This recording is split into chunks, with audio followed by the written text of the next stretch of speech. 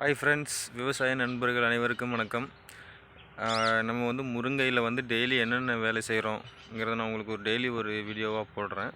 இப்போ பார்த்தீங்கன்னா இது பதிய வச்ச கன்று. இப்போ இதுக்கு தண்ணி அடிக்கணும், அது ஒரு வேலை.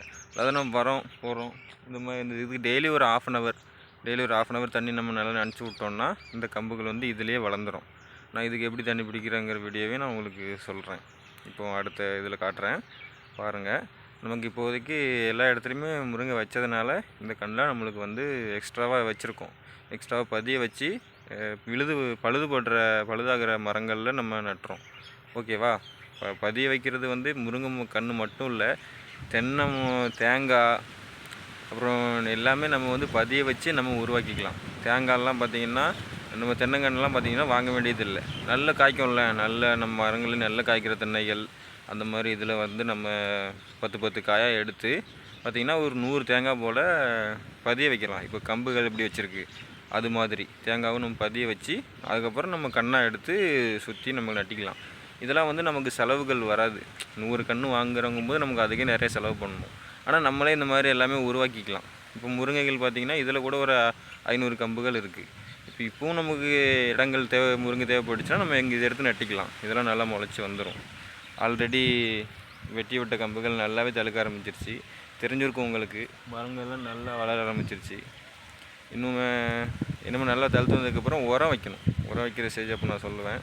இப்போ பாருங்கள், இன்றைக்கி நம்மளுடைய டியூட்டி என்னென்னா தண்ணி விட்டுட்டு கம்புக்கு தண்ணி அடிக்கிறது தான் நம்மளுடைய டியூட்டி. அதை பண்ணலாம். ஓகே. ஹலோ ஃப்ரெண்ட்ஸ், பார்த்துக்கோங்க. இதான் பார்த்திங்கன்னா நம்ம பதிய வச்ச முருங்கை கம்புகள். டெய்லி ரெகுலராக நம்ம ஒரு நேரமாவது இந்த மரத்துக்கு தண்ணி விடணும்.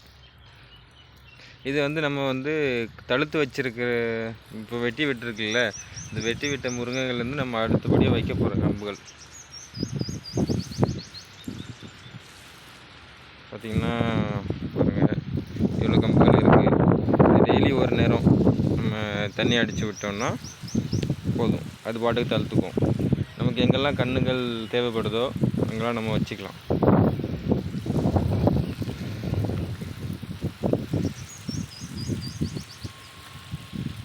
இப்போ எல்லா இடமும் கன்று வச்சு முடித்தாச்சு. இதை பார்த்திங்களா, இடையில சின்ன சின்னதாக ஒன்றா வளராமல் தெரியுதுல்ல, அதெல்லாம் தான் நம்ம வச்ச பழுது கன்றுகள். பாருங்கள்,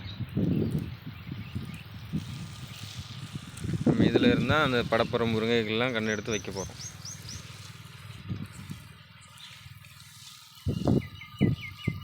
பார்த்துக்கோங்க.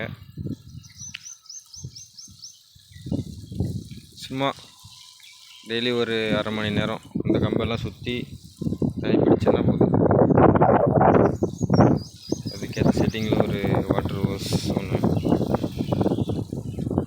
நினச்சி விட்டோம்னா போதும்.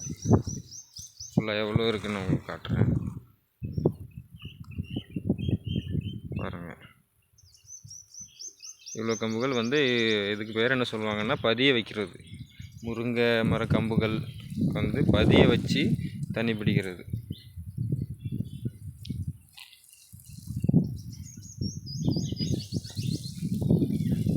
ஓகே, தண்ணி அவ்வளோதான்.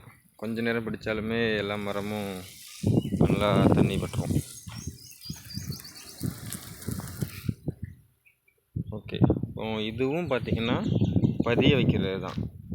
தென்னை முருங்கை மரம் மட்டும் இல்லை, நம்மக்கிட்ட பொருள் எல்லா மரங்களும் வந்ததுக்கப்புறம் நம்ம வேறு மரங்கள் நம்மளே உருவாக்கிக்கலாம். இந்த தேங்காய் பாருங்கள், இந்த தேங்காய் நாட்டு மரம், இதோட காய்கள் இதெல்லாம் நம்ம பதிய வச்சு இதில் ஒரு 10 தேங்காய் பழம் எடுத்து போட்டுருக்கு. பதிய வச்சு இதுலேருந்தே 10 கன்று நம்ம உற்பத்தி பண்ணிக்கலாம். கன்று வாங்க வேண்டாம், எதுவும் பண்ண வேணாம். இது பதிய வச்சா போதும். பதிய வச்சோன்னா மண்ணுக்குள்ளே வச்சு இப்போ எப்படி முருங்கை மரம் வச்சு நம்ம தண்ணி பிடிக்கும், அதே மாதிரி இதுவும் தண்ணி விழுற இடங்களாக பார்த்து பதிய வச்சோம்னா இது முளைச்சி வந்துடும். தேவைப்பட்ட இடங்கள்ல நம்ம வச்சுக்கலாம். இது பார்த்திங்கன்னா மல்லிச்செடி நல்ல பெருசாக வளர்ந்துடுச்சு. இது நம்ம பதிய வச்ச தென்னங்கன்று தான், அப்படி அதிலே முளைச்சி நிற்கிது. பாருங்கள், இது குண்டு மல்லி செடி. இந்த செடி வந்து நாங்கள் தான் வச்சோம். இந்த செடி நல்லா பார்த்துக்கோங்க. இந்த செடி வந்து ஏன் இன்னும் பூக்கலைன்னா, இன்னும் இந்த செடி வந்து பூக்கிற பருவத்துக்கு வரல. நம்ம வந்து இந்த செடி நாலாபுறமும் கட் பண்ணி மேலே விடணும். மேலே படர விட்டோம்னா நல்லா காய்க்க ஆரம்பிச்சிடும். பூ நல்லா பூக்க ஆரம்பிச்சிடும். இது நம்மளே உருவாக்கிட்டது. நமக்கு தேவைன்னா நம்ம உருவாக்கிக்கலாம். இதில் காய்ச்சதுக்கப்புறம் நிறையா பூ பார்க்கலாம் நம்ம.